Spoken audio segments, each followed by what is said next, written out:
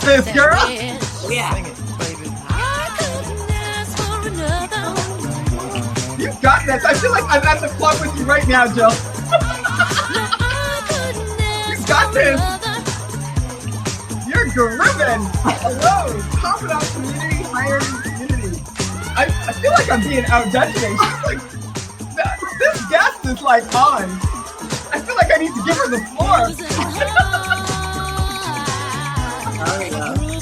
I'm telling you, we've actually done very deep into the church today. You put around. Oh my God, I'm done. I'm absolutely done right now. I'm telling you. Well, welcome back to the Hiring Women podcast, and it's the show dedicated to helping you make financial confident decisions so you can live the life you truly deserve. And if you've checked us out before, you know I love connecting music and the topic we're going to discuss. And right now, we've been listening to the sounds of Delight with my very groovy guest over there. And the song is Groove is in the Heart. And I actually love this song because it's all about tapping into the source of your mojo. It's really in the heart. And this is such a catchy tune. And this message for today is spot on. Thank you, DJ Leo. So please feel free to let us know if you've heard this song before. I'm your host, Jackie Porter, and today's episode is the one I know you will all resonate deeply with, because for so many of you who are leading, building, and scaling, and of course, doing it all while trying to stay energized in the line. Like, that's the really hard thing. How many of you find it hard? All of them. Like, we're grooving, but you know it can be hard to stay energized and aligned when you just don't have your mojo. So here's the truth, hiring community. It doesn't mean that you're thriving if your vitality is constantly being drained. It really doesn't. And that's actually why I'm so excited to be bringing on today's amazingly groovy guest. I actually took some notes, Jill, on some of those moves I saw you doing over there. So I just want you to know I'm watching you. Anyway, Jill is the CEO of the Vital Visionary and a very powerful business coach to founders and other growth-minded leaders. And she's actually known for helping them 10 times their leadership confidence in 6 months. Like, what? Or less. And I just think that's a crazy number, 6 months. So she's here today to help us unpack a topic we just don't talk about enough. And that's vitality. What is it? Why do we lose it? And most importantly, how do we reclaim it? Jill, my groovy sister, yes. Welcome to the show. Thank you. I am psyched to be here. I feel like we're all amped up. We've just revitalized ourselves. One of the strategies for sure is music and dancing for all healing. So let's just put that out there. Well, you know, honestly, I feel like that's one of the ways I revitalize myself. I feel like that was a big part of during the pandemic, how I got my groove back was creating this podcast where I didn't just talk about things. I got a chance to dance. So let's start with you in terms of vitality. Let's start at the beginning, because we hear that word. I feel like it's one of those words that could get overused. So what is the word vitality in the context of what we're talking about today, which is hiring women, performing, you know, managing leadership, being an entrepreneur? What does that actually mean in terms of why it matters so much for women who are building and leading at a high level? So what does it actually mean? Yeah, it's a really good question to start with, because that's exactly where I often will start with my clients. And when I ask the question, so what does vitality mean to you? What does it mean to be vital? They will often use similar words. It's been very interesting through the years to capture what are the kinds of words. And the things like creative, energetic, there's like this bigness to us, but often I'll hear life force, essential, right? So That's we interesting. know, right? Does it make sense? We know intuitively, if I was to ask you or anybody listening, we know intuitively when we're in it. The thing we have a challenge with is noticing when we're sliding out of it and we're like, then we're all dried up and crunchy and scratchy and. And so what I would say is the definition that I use is really, it's multidimensional capacity. And what I mean by that is it's mental, it's physical, it's emotional, and it's this soul level capacity to show up fully as you at any point in time and get the impact that you most want in the world. So results. Ooh, So that's what it means to me. it's all consuming, but in a way that energizes you. So it's like you're fully present, is what it sounds like. You're fully Yeah. present. You're able to zero in on all the things that make you, that make you a light to people, it sounds like, and to yourself, And when to you've got yourself. like your vitality or your mojo back, right? Totally. And I think that we'll talk about this as we move through. I know we've had a great, robust discussion getting ready for this. And it is 100% about you, because what happens in here is how you experience the world. And so one of the things when people come to me, you said, so why does this actually matter? Well, often what I hear is some version of I'm stuck, isolated, exhausted. I feel like I'm spinning. I feel like I'm alone. I'm the only one in this, and I'm just done. I got not a whole lot left. And for those of you in the audience who are listening, who are anywhere from 40, 45 plus, we got the added benefit of perimenopause, menopause, like all of the things that happen, right? That nobody prepares you for and tells you about. And if you talk about some of the things that are sucking our vitality, I think that's one of the pieces that's happening and what I've noticed, particularly in the last 10 or 15 years. So I'll just like put that little caveat in there beyond all the responsibilities in life. Caveat, right? Like it's people are talking about perimenopause and how that can impact your vitality. So I really appreciate you bringing Totally. that in. So I did want to answer your question. What's the impact? Well, really, there's sort of 3 areas that I find when we work on them really help with these things. So really, it's about clarity. So one thing I would say is the impact is we lose sight of our vision. Like we literally have this fogginess about what is it that I'm actually envisioning for my future, of my business, for me, or worse, like we're not even foggy. We're chasing something that used to be us, but isn't us anymore. And so it feels like we can't quite get there because it's actually not the vision that's for us right now. And we don't stop and take stock. And then the added thing that happens is we don't have goals that align to the vision because the vision isn't clear. So how could we? Or we're chasing the wrong vision, right? So that's all around clarity. I think the other impacts are around confidence. You talked about this. What's the embodied confidence over depletion, right? How do we actually come from a place of leveraging our strengths, remembering what they are, because I think we forget them often, leveraging them, and also that presence that really is required of us as we show up in our business, for our teams, for our boards, for the external work we do. We're asked to be present a lot, right? And so that takes a hit. Risk taking, what's the interesting thing? Because I think with this sort of links to decision making too. Risk taking, we tend not to it gets compromised because we tend to, and I'll link this to decision making, hold on to things. We do one of 2 things under pressure. Usually we have a bias for, we hold on tight. We want to keep it tight. We don't want to tell anybody. We don't want to know. We're going to ruminate. We're going to think about it. We're going to overthink. We're going to overanalyze. And we stay in this stuckness around it. Or we have the other reaction, which is yes, yes, go, no. Like, it's like buy, sell. And we're not actually making conscious decisions. And so what I would say is decision making gets either slowed down or sped up, that we're not actually being strategic. And then I think it sounds like you're almost on autopilot, because I'm kind of hearing this theme of, we don't know if we're aligned anymore. We're kind of spinning our wheels, and then we're like on autopilot, which all feels numbing, right? If you're somebody who's used to feeling good about what you're doing, feeling good about your position, feeling aligned, and then all of a sudden you're just like in this mind, soul numbing place that you're describing. Totally. And when you talk about, this podcast is all about legacy, right? So when you think about what else gets compromised, you think about that transformational impact that, the people you work with, the women I work with are incredible. They want to make a difference and have impact in the world. They're ready to make big change. They're ready to do all of these things.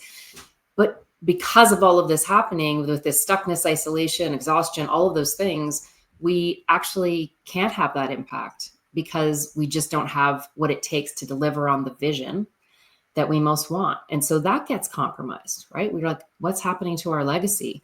It's like, well, we have to do some work before we get to legacy when you're feeling in this place. So I think there's lots of things that get compromised as a result that I've seen that we can work on and help people work through. I would love to know if you find that whole lack of vitality that you're describing, where, as you said, a woman's just kind of spinning her wheels, really stuck at a place where she's not able to think about her legacy because she's not really even thinking anymore. She's not present. She's not in the moment. She's not enjoying, what she's doing anymore. She doesn't even realize it. And so now you're at this place where, there's no legacy being created because you no longer are in alignment with anything that you're doing. So how does a woman, do you find actually that a lack of vitality is often invisible? Does she even know that she's experiencing that? Like, do they experience that autopilot? Like they're functioning, just going through the motions versus flourishing? Yeah, I love that. I think we had talked about this. You had said, functioning versus flourishing. And I think that's a good way to say it, because what I will say is 100%, it's invisible to us often, and sometimes to others, not always.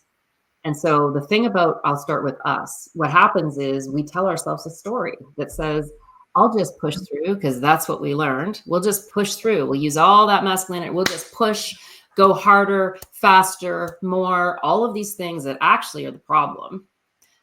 We do more of that, right? And so what happens is we tell ourselves a story that we start believing. And then that story becomes, and that belief becomes our actual reality. And we can't just, the inability to stop and get supported and conscious and all of the things that you need to do to kick out of that aren't there, right? And so I think the reality is that I think then we think other people believe it. And in some cases it does. I've had people, when I've been in places where I haven't felt good and I've actually felt horrible. I remember, I'll just relay a personal one. Years ago, I had a boyfriend. I was in love. I went away to work for the summer. And while I was away, he found love with somebody else. And I was devastated. I came home, I was crying, I couldn't go out. And my mom finally sort of kicked me in the ass and said, you got to go back to school. It was the end of summer, I was going back to university. How many people, I had lost 25 pounds. I was hurt. I was all of these things. How many people said to me, my God, you look amazing. Right? Hey, look at you. I'm like, what are you talking about? I'm destroyed inside, right? And so what I want to say is, I don't think it's any different in the business world, especially as an entrepreneur, because it can be so isolating. We feel like people aren't really seeing us. And so if we don't have people around us to call it and go, hey, Jackie, what's up? I can see, what is up really, right? Don't tell me fine. I don't believe you. If we don't have those people, I think it's a real challenge for us because we can't get out of our story. And it's just the bottom line is it's not sustainable. So eventually it is going to become much more obvious. And what I'm here to say is, I think when we're going through that, what I would just call that change curve, we're hitting another level. Often when we hit these places where our vitality is sucked dry, we're feeling all of the things. It is actually about our next elevation. We just don't see it yet. And so the question becomes, how do I get into a place where I can actually move through this? Because it's teaching me something. But right now, it just feels so hard and invisible to me. I don't know where to start. Well, I was going to say, are there specific triggers or patterns that you see that tend to suck vitality from women? Because that narrative that you're talking about, where women are like, I'm just going to push forward. And it's even worse when somebody tells you look great, even though you feel like you're dying, because you're not eating and you're not sleeping. But somehow people are like, oh, you look good. That just keeps contributing to the narrative that, oh, I'm fine. Everything's fine. See, people tell me even when I look horrible, when I feel horrible, I still look good. So how bad could it be, right? So how would you find the trigger in a scenario like that? Yeah. So I think there are really three things that I look for, and that I put two hands up with all the work that I do, two hands, because it's me too, right? So the first thing is we serve external focus. We have, as females particularly, a very external focus on where does our attention need to go to everybody else, all of the things, the situations, the pressure, the board, the kids, the team, the whatever, right? And so there is this massive external focus and we lose track of ourselves. And one of the phrases, like I often will have clients come to me and when we start talking about what's your new story, because we work on story, what's your 2.0, 3.0? Okay, that was you 10 and 20 years ago. They will often just look at me and say, I don't know. I haven't had any time to figure that out. I literally, I don't know, but it's there. And it actually comes once we actually create space. So I would say external focus. I think the second one really is about anywhere from being a hero to a rescuer. Women as an archetype often have some version of caregiver, rescuer. There's heroes in there, which is really the same version, some version of I'm going to come in and save the day. I'm going to like, everything depends on me. I'm the main person. And everything's going to fall apart unless I'm there. Let me take that. I'll do this. And then the next words out of their mouth, the first thing I hear is, why aren't people stepping up? Why aren't people doing their jobs? Why aren't my team? Yeah. Well, maybe that's because. So there's that. And I think the third one. Nobody can do it but me. Nobody can do it but listen, confidant community, high earning community. Let me put that badge on me, the badge of, oh, I can do this all. As a lone wolf of the 70s, I always think that this is a generational thing, sometimes as women too. But all of this to say, yeah, we all have our badges of honor or dishonor, depending on how you want to look at it. Here, right? And the thing that happens with sort of the caregiver rescuer, the rescuer will push somebody in the pool to go rescue them if they're not using it well. If it's in shadow, you just want to go around and do that, which is exhausting. And the third one I see is really wanting to have certainty. We often are seeking certainty. We have this thing where we want to have the best education and all the information and all of the things, particularly as women. Right. Men have that. They really don't. Not nearly as much. We have way more perfectionism. And so what I always say is rather than, seeking this certainty, how could you also, because there's times that's very valuable. All of these are valuable. Being a rescuer here at times is very valuable, right? Having an external focus, of course you need that. You also need internal focus. You also need being more of a coach and guide versus a rescuer. Right. And for certainty, it's really about, what about creating clarity? How about if you focused on why you're here? What's your core message for you, the team, the business this year? What's the clarity around the vision and how are we aligning goals to that? What if we actually played more in the realm of clarity versus certainty? So I love that. I love the clarity because I think everything comes from knowing your purpose, what you want, what you're trying to achieve, having that clarity, because then you're not as quick to go, let me jump in there and save the day. Or how does this impact the big vision or what it is I'm trying to do? Before I do something, think before acting and jumping into the house that's burning down to try to rescue. Right. Yeah. And as you said, I love that analogy you use. Sometimes you don't even realize it, but you're helping people to jump into the fire that you have to now put out. Yeah. Yeah. And you're not teaching them actually how to put the fire out themselves. So the lineup outside your door goes shorter instead of longer, right? Like what if we were teaching them how to do that? And we could actually trust and go off and do our thing, which, we can talk about control and all of the things around control that we often have. But yeah, so those are the three things I really see. There's this real external focus. We're trying to validate and serve everybody. We've got this, hero rescuer piece. And then we also have this certainty and I would say control. And when those are in overuse, they just don't serve us. Yeah, there are certain things like I think that's probably a message I absolutely resonate with, because I have these similar types of questions come to me as an advisor where people want to know they're going to be okay. They want that certainty. And I'm like, well, let's focus on the things you can control. Yeah, exactly. And, I love that because that teaches that having perspective. First of all, do you know what you actually want? What does it mean what I'm going to be okay? That is different for everybody. Oprah's famous for that. What do you really want? If you don't know that, nobody can help you, right? And it's one of the questions and the things we dive into when I start with my clients doing the VIP day, where we just dive deep. That is one of the first things I get them thinking about, because so often either we've changed so much, and so what we wanted before doesn't fit. Like I said, the vision actually isn't what I actually want for me or my life or my business, etc. And so we really do need to ask, what do we really want? What does it mean for us to be secure without being able to control the entire world on all of the things?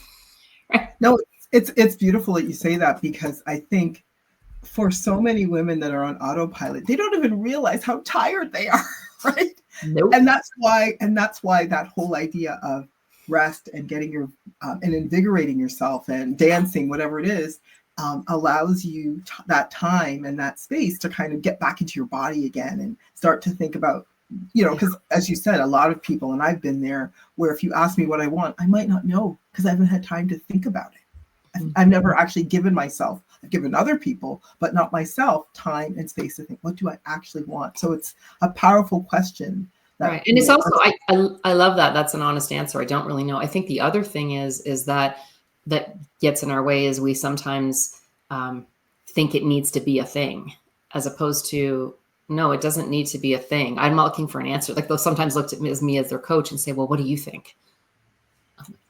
It matters not what I think. I want you to get your outcome. We need to understand what that outcome actually is. What do you want? And giving yourself permission to say the thing that sounds, maybe you think sounds silly or isn't big enough or is too big. I think we have all of those. And you need a space to be able to say it. And I think we don't give ourselves permission. We need places to do that, to say that. Like here and other places, communities that, this is a space you create so much of that. And I think that's essential. Permission, the P word, one that we need to take and give ourselves more, use that lever and turn it on more. Permission. Yeah. All right, I have another question around, some of the societal factors that, again, we don't talk about enough that also contribute to women losing their vitality. I just picked up this book that I wanted to share with the high earning community. Let me read you the title. It's such a fun one. And I think most high performing women can definitely relate to this title. It says, "Why Women Need Wives and Men Need Lives, the Wife Draught." That's a great one. That's brilliant. That phrase, "Why Women Need Wives," years ago, 23 years ago, I worked with a woman who was an exceptional consultant. I hired her in, I was in business development. She came and worked with my client, exceptional. She's like, I don't know, 5 months pregnant, flying into Toronto, doing her thing. Like she's just doing her thing, Right. She was the first person to say that version of that to me, about saying, hey, my husband doesn't have to think about all these things when he's back home doing all, like, it's like, I need a wife. And she was the first one to say it to me. And I thought, God, that's brilliant. So I love this. I'm going to pick that up. Yeah. So check it out. I'll have it in the show notes. Love it. Higher community, because how does that suck your vitality, right? You're not like just trying to lead at work. You're going to come home and have to remember, the teachers, that you have to get a thank you note for the teacher before the end of the year, and everybody's birthday, and make sure you get gifts for everybody. And the list just goes on. Oh, you need to pack lunch for, or send lunch money out for the school trip. I could go on, right? On and on, all the things. It's true. And I think there's a couple of ways that I look at it. There's the macro, big societal things. And I don't think there's a time in history where we've ever so explicitly, and I'll say it this way, had the opportunity to see how women's voices and being heard, how diminished that can be. Like there are these big macro things that we don't think about day to day or week to week. And I'm always reminding my clients, you think your teams, if you're not thinking about it for yourself, you think your teams are okay? It was like in COVID coming out of it. I'm like, there's lots of people still aren't out of a lot of things, actually. So if we're really being real, those macro things have a huge impact. So, things around religious doctrines, things around societal norms, cultural norms, all of those things. So there's that we don't even see or conscious of often. And then I go to, okay, so what about my more immediate environment, my community, my workplace, all of those things. And they all have their own cultural norms and things that don't actually support me making really great decisions for my own vitality so I can deliver and have the impact that I most want to have. They don't. And so the bottom line is that I end up having, you probably have this, I'm sure your listeners can relate to this. I've had one of my best friends in the world calling me, several times in the last week. Her dad's in the hospital, he's older, etc. And she's calling me not because he's there. I mean, he's 91, he's got a lot of things, It's because she's trying to figure out if she's crazy or she doesn't get it with the system not supporting her. They've been doing primary caregiving. Nobody's really sitting down and going, how's it going at home? Is this even possible to do anymore? Like, we're having these kinds of conversations because the system isn't really picking up on what's actually required to make this work. So when you think about, and that's just one thing in her life, right? So I mean, the whole premise of the book, even the book about having a wife, is that a lot of the way society is set up, assumes that there's a wife at home taking care of everything while whoever the leader is able to just work. Yeah. And they right? can just keep piling on. If you're doing both of those roles, typically women are and expected to, that could really impact your mojo. Do you agree? Oh, 100%. I mean, that's the biggest thing I talk about with girlfriends, with friends, with clients, et cetera. It is about, and I know we're going to get into, how do we sort of protect that? How do we maintain that? Right. I think one of the first things is around acknowledge there are these macro things and things in your immediate environment that are unconscious, that you're not crazy. You're not making stuff up. You're not delusional. It's actually real. So let's just start there. Right. And have those people in your world who can remind you of that. Because I think we need, when we're feeling depleted, we need people around us who remind us that actually the assessment of ourself right now. So when you talked earlier about, we don't even know we're that exhausted, I'm like, yes, that's exactly it. We don't self-assess well when we are depleted and down and feeling like we don't self-assess well. So we need people to go, whoa, why are you out 3 times this week? Why are you doing 7 podcasts in a day? Or why are you doing, like, whatever it is. Yeah. Or, oh, you know what? I don't think something's right with you. You need some support. Maybe you should see your doctor, whatever the case is. Right. Right. Like, and so, I had a client say to me that, she, it only hit her how exhausted she was when she ended up in the hospital, and she had 3 kids. She was, leading, she was trying to keep her company growing. And, she's like, I'm exhausted and I ended up in the hospital, but it's because I wasn't listening to my body. Right? Yeah. Like, I can't look after 3 kids and, finish my master's degree and run my company. Like, not everybody can. That's a lot for anybody to do. But one of those things. It's like pretty much impossible to do all of that well, for sure. And it's also, I remember working with an organization, they're a great organization that worked with athletes. And one of the coaches had this philosophy that said, essentially, you can do 2 things really well. You add a third, not going to happen. You want to be an Olympic athlete, you're going to have relationships and training. You're going to have school and training. You can't have all of them. You just won't be able to. You got to look at, where am I willing to let go, sacrifice, et cetera? What am I willing to compromise or not? And the hardest time to do the assessment is when we're in that place of we're sucked dry. And that's when we notice. I'm in the hospital. Maybe I should do something. And it's like not the best time. If we can hit it before then. That's it. I was going to say that's one of the costs of depleted vitality, right? Like, it's not possible. So is it saying, okay, what can I really do? Like, am I being realistic about all the things I want to accomplish? Like, what are the essentials? What are the things I need to do? Like, do women need to be asking themselves? Because you just said we can't have 3, and it might end up getting us in the hospital, or just making us unhappy, making us depressed. Like, what are some of these costs that women aren't seeing? Yeah, and those are all the costs. I think it's cost to relationships, primary relationship, partnership in the home, in your life.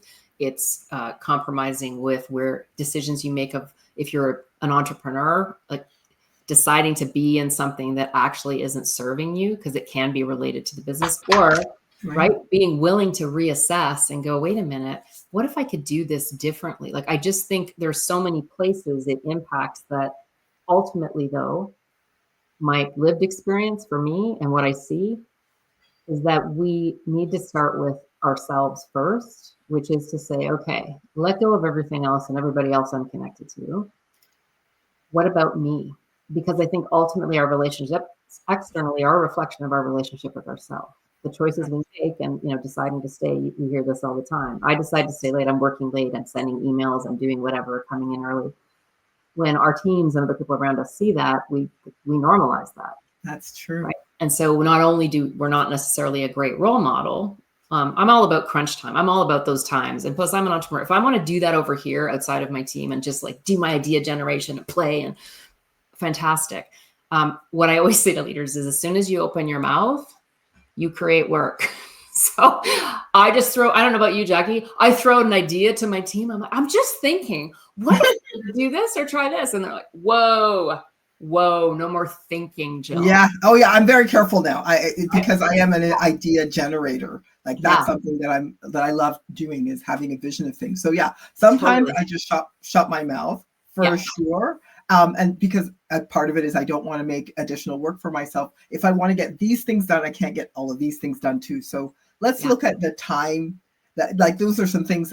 I think for me, even if I think about depleted vitality and COVID and the gifts and the curses of COVID, one of the gifts was I had more time, thinking time, visioning time to kind of go, okay, what do I really want? What do I really not want? And then just started to take like that, what am I saying no to? What am I saying yes to list? Like those were those are important lists. And I love that, because I think one of the things that diminishes as we either move up in an organization or as we grow our companies is that time to reflect and be strategic. Nobody comes to me, none of my clients come to me and say, I have just altogether far too much time to spend on thinking and reflecting and noticing and visioning. I just I have so much time every day. Nobody comes saying that. And so that's a challenge, because the ability to reflect and assess is the thing that will actually help us go, where am I at? What is my body telling me? What is my mind telling me? What is my actions with other people? How am I, like, if I can actually do that before I get to the place of like the tipping point of I'm done, right? How impactful is that on, better decision making, on being more strategic, on feeling confident, but also like knowing I'm doing a great job, knowing I'm able to show up. Because I think one of the places that takes the biggest hit is we know when we're not at our best at some level. And we know how that plays out on our team. And I want to honor, we have all the emotions, and women, we're not allowed to be angry. And especially, I think Black, Indigenous people of color, everything's worse like that. And the truth of the matter is, anger fuels movements. Anger is a very important emotion for us to recognize. Rage, they are important emotions to recognize, not to live in day to day, not to necessarily be violent about, but to fuel, what is this telling me? And I think women, when we get that stage, because we'll do like reclusive, quiet, go off and be passive aggressive maybe, or rah, right? I got clients who know how to rah, right? Right. And so I think it's having a place to be able to honor, what is that in the spectrum? Where do I sit when I'm sitting in this place of not feeling at my best and vital and like all the ways I want to feel? And anger and resentment often go together, because we'll all start looking externally and look at all the things I've done for everybody else around me. And my question is always was that your choice or theirs? Right. No, you nerve for sure. Because I think, as you said, it's kind of like the quiet rage, right? Which doesn't necessarily serve you. But you're saying that, and I think, we were talking a bit before about all the costs of depleting your vitality, and tapping into your anger sounds like one of the ways you can replenish. But where do you start if you're someone who, you're looking for solutions, some tangible ways to kind of, zero in on, how do I tap into my vitality again? I recognize that I'm on autopilot. I'm just kind of going through the motions. I'm not loving my life anymore. I'm not enjoying what I'm doing anymore. And I want to be back in that place. So where do you think a high achieving woman can start when she knows she's burned out? And she still has goals that she wants to chase, but she's just not sure how to get out of the spin that she's in. Yeah, totally. And how do I get the energy back to actually deliver on what I want to deliver on? So I think without just staying in an angry place, right? Especially by herself. And sometimes, or you go quiet. Some people, like I said, we all have our biases for where we go. We have our preferences for where we go. They're sometimes hardwired feeling, but we can shift them. And I think they both teach us something. If we get quiet, we need to notice that. If we get a little louder, bitey, angry, alone with people, that's a way you've lost your mojo. Right. Or if I've got quiet and my team's not hearing from me, or people around me are like, what are we doing? What's the vision? So those both teach you something, which is to say, okay, what is happening inside of me? So I think a couple of things. I think there's the noticing of it, right? To really be honest about it. What's going on in here? Yeah, before you land in the hospital. I think there's practices. There's also, in the Vital Visionary model, that the roadmap that we have, there's very distinctly, we go through you got to get clarity. So grounded clarity, we call it clarity that's real. What is my actual vision? What's the thing that I'm for my business, for my life? And it needs to be both. And I think especially for women, we think about the business. We think about everything's focused on that and growing. And if you don't have that tapped into, okay, what does that actually mean for your life? You know this from planning with people financially, right? It's one of the most vulnerable things you can do is share your financials and figure that stuff out. You got to have your life tapped into that in some way. You got to be centered in there. Because if you're not, it doesn't matter how great a business you have if it's not actually meeting the needs of what's important to you and building the legacy and all of the things, then I'm going to guarantee you it's not going to go anywhere. You're going to want to sell. You're going to want to walk away, or you're going to get burnt out really quickly. And so I think one of the things is the vision with also connecting that. Okay, cool. Let's set some great goals that will actually be exciting and compelling because they link to this bigger vision, right? What are the goals, the things we need to get there? So I think the starting point is really about clarity. Because in order to, I would say the other two pieces we work on is embodied confidence. In order to feel more confident, right? Clarity drives confidence, because when we are clear, whether we like it or not, we don't always love the numbers that we're getting in our business. Maybe we don't always love our team, etc. But when we're clear on where we're going, how we're going to get there, that we've got the resources, I know how to be nimble. I know, like, when we're clear about our strengths, confidence goes up very quickly, and we build it more through time. And then that gets us the third thing, which is really accelerated impact. Like all the women that I'm working with, they all want to have impact in some way. Some will be, global, some will be more about a sector, some might be in a community way, but they all have this bigger vision. So impact really matters. So I would say starting with clarity and really keeping it simple to start. Don't overcomplicate it about having to do all the things. So I think there's that, going through a process, having people around you who can help lead you. And then there's practices. So we always work on practices. What are the things that fill you up, Jackie? What are the things that you know? Dancing. Yeah. Roller skating. We were just talking about roller skating. I think roller skating. Wouldn't love that? So all of those things what are some of my daily practices? Is it meditation for me, or do I do hypnosis, or I don't care what it is, something for your mind we need to be doing. Definitely movement of some sort. Matters necessarily not what. The only plug I will say is, especially for 40, 45 plus, lifting weights and lifting heavy for hormonal management and all of the things will serve you for the entire rest of your life. The outcomes are just beyond exceptional for what it does for you. That has been a game changer for me. So practices is the other piece of it. There's this system and the process that you need to go through to get through your change curve and elevate through this hard, wild time. And then there's also the practices that you need to be keeping that are consistent. And that will be somewhat different for everybody, because some people are going to say dance. Some people are going to say, I don't know, I like going to the driving range. Like, matters not, as long as it fills you. So let's do a quick review. So do something for your mind. And you said meditation might be one. Any other examples? It could be like some people do hypnosis. Some people do mindset stuff. Mind stuff could be practicing mindfulness. It could be maybe you listen to some amazing, like more Zen-like podcasts for you, or places that like things that amp you up and, keep you motivated. So mindset has there's lots of juicy stuff you can do in mindset. It's not one thing. Right. And so I would say that I think movement. You got to move. You have to move your body. So mindset, movement. I love that, because they're like the M mantras. Mindset, movement. And what's the third one? So movement, exercise, to move your body. And I love the weightlifting one you mentioned. It's funny. I just listened to a podcast that Haley Berry did, who she said, as someone going through menopause, where before she was focused on doing a lot of cardio, she realized the major game changer for her was doing weights. 100%. I can't overemphasize. Like, I just can't. It is a game changer. And not only physically, chemically, biochemically in your body, and all of the good things that happen for your brain, for your hormones, there's just so many good outcomes. The other thing is, what my experience is I really loved, as I started to get better, was like, oh, I thought I could only do 25. I can do 30 with that. Oh my God, I didn't know that. And what I'll say is, the reason I started being able to sort of stretch myself is because I had somebody in my world training with me, showing me that it was possible. And so one of the big things I'm going to say, the sort of third thing around practices, is connection. You got to be connected to people. You got to really get conscious about who is in your world, who is supporting, refilling you, right? Yeah. Who you can support refilling, because that also refills you, right? There's not this vampiric energy or everything's out energy. There's actually connections in your world that could be all kinds of versions of that in your community, in your family, with your dog.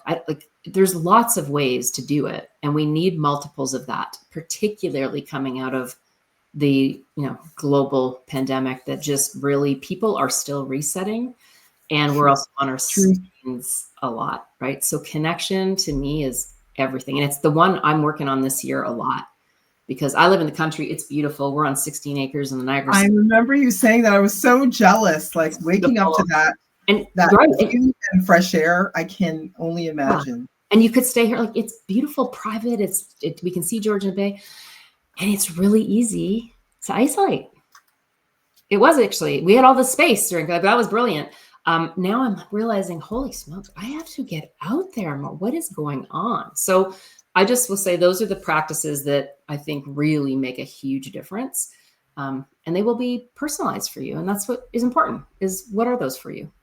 Yeah, I love the connection one, because I think, again, getting that opportunity to mentally rest, because I wasn't running around as much. I wasn't doing as much during the pandemic. I was like, that list, confidant, high earning community was everything. Like, what makes me happy? Who do I want to spend time with? How do I want to spend time? Like, so many opportunities to kind of revisit and recharge by just sort of going within and thinking about the things that mattered. So what matters to you is what I'm hearing. I have one last question, and it's about confidence, because you mentioned confidence before. And I wanted to know what you think the relationship is between vitality and leadership confidence. And how do you think energy might shape the way women lead and make those important financial decisions? Yeah, I think this is so essential. I think about the link as being the following. All you need to do is think of a time when you have just, been rocking it, where you've just been in, and vitality, being really vital doesn't mean it's always this high. It's not about that.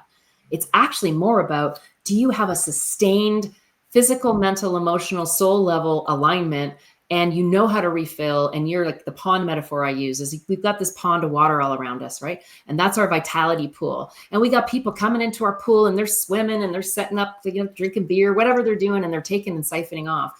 We got to be ready to boundary that, so we can hold our own vitality. And how it links to confidence is, you watch those times that you felt that, and your listeners can think about this for themselves. I know for me, when I watch my clients, energy goes up. It doesn't have to be, it's not frantic energy. It's this solid, calm, grounded confidence, right?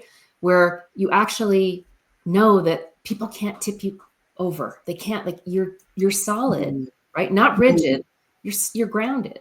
And so what I would say is, it's directly related, because we know when we feel that energy inside of us and that we're filled up, we're smarter, we have more oxygen going to our brain, we make better, just like all of these outcomes go up. So confidence goes up with all of that. And I don't think we often link those. And I think it's essential to remind ourselves, if you do it for no other reason, wouldn't it be wonderful to feel really aligned and confident in your decisions, in your actions, and how you're leading, right? Yeah, because I feel like you're getting what's internal is now external. So it's kind of like zeroing, like it's like almost like a spotlight reshining back on you, that kind of gives you that mojo, that extra sense of confidence, because you feel it from within. It's, as you said, you're grounded. It's much harder for people to throw you in different directions, and you spin because you feel more still inside. And that's kind of what I'm taking from what you're saying. Yeah, I love that. I think that there's a real difference between the way men and women are taught to manage their energy. And I'd love to get your feedback on, do men and women have the same way that they manage their energy and their leadership presence? I suspect not, but I would love your thoughts. Okay, here's what I would say. I think it can show up in different ways. So I give a couple of examples. You watch, and let's take an example of sports. You watch energy, right? Sports has energy. It has fuel. It has fiery. It's fiery, right? People are, right. And you look at all of these women coming into coach and playing these more senior roles on these teams, whether it's male or female teams, right? and they're getting angry and they're throwing a chair or they're throwing their thing. And like, when men do it, it's completely acceptable. When women do it, there's all kinds of labels we want to talk about. All kinds of, when players get in each other's face, like Clayton Clark, like there's all sorts of stuff around her in basketball. There's all of this blah blah around stuff that we wouldn't think twice about if it was two guys doing it. So I think what's interesting is energy output and how we express ourselves.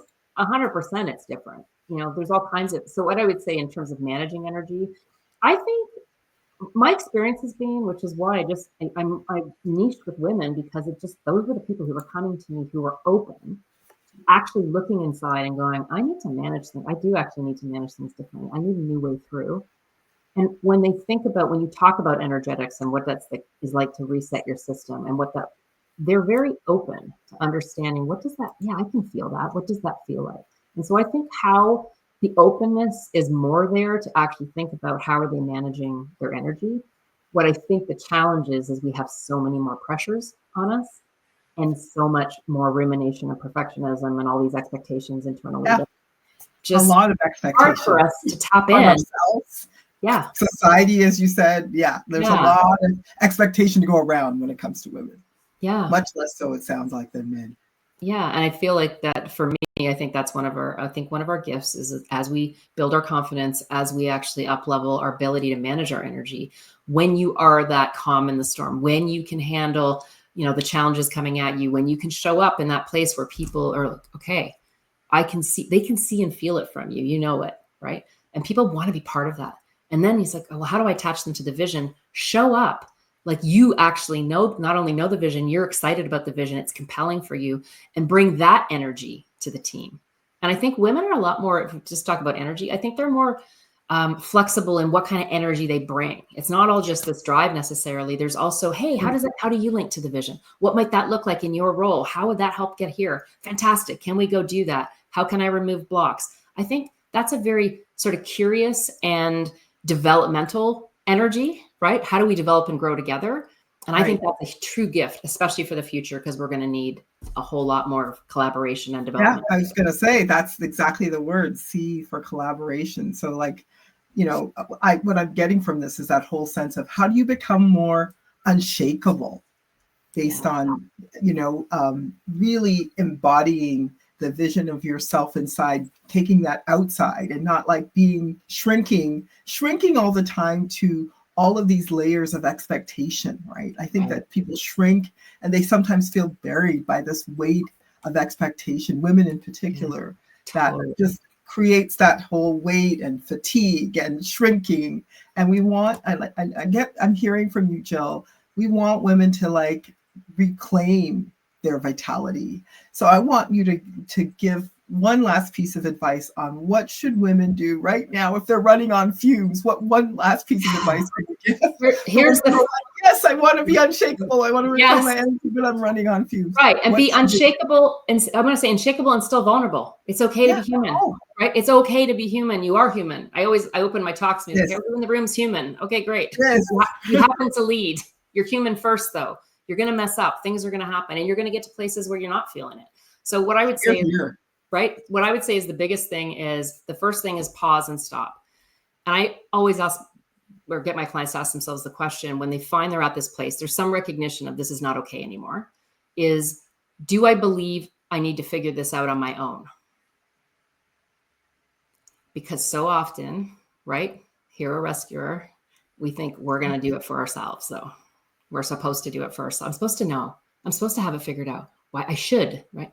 So I asked that question. If the answer is no, I don't have to figure it out. Fantastic. My first thing is get connected, right? Find somebody in your world or a group or something that can actually help you through it. And the question is just, who might that be? Who could I talk to that would know somebody, right? Well, who could I go out and reach out and have a conversation with? Because I think the first thing is getting it out of here and out there with somebody that actually can move it forward. That doesn't include spouses, friends, partners, etc. necessarily. For the most part, you need somebody outside of that, because those people are part of the problem potentially of what you're facing. Yeah. Make sense? Absolutely. I just think to myself, let's get those people out of the way. Right. So, and the second thing I would say, if the answer to that question is, do I need to figure this out on my own? and it's yeah, then I'm going to say, get real. And another question you can ask yourself to get real, because if you're going to sit there in reflection, this is your job, is how long am I willing to let this belief keep me stuck, isolated, and hollowed out? And if the answer is I'm not, then you go back to, okay, no, and now I need to go get connected. If you're just going to stay in it, people make choices. I allow it. Some people will make choices to stay there. Or how long am I willing to feel like this? Like I'm sacrificing, right? We need to ask ourselves those questions. And then the biggest thing I would say is get connected, because you can't solve it all. If you could do it, you would have done it, right? It's too hard. Why don't we just make it easier? Why don't we make a choice that's easier, faster, maybe teaches us something along the way, and we move out of this. And, within 3 to 6 months, we can be in a very, very different place.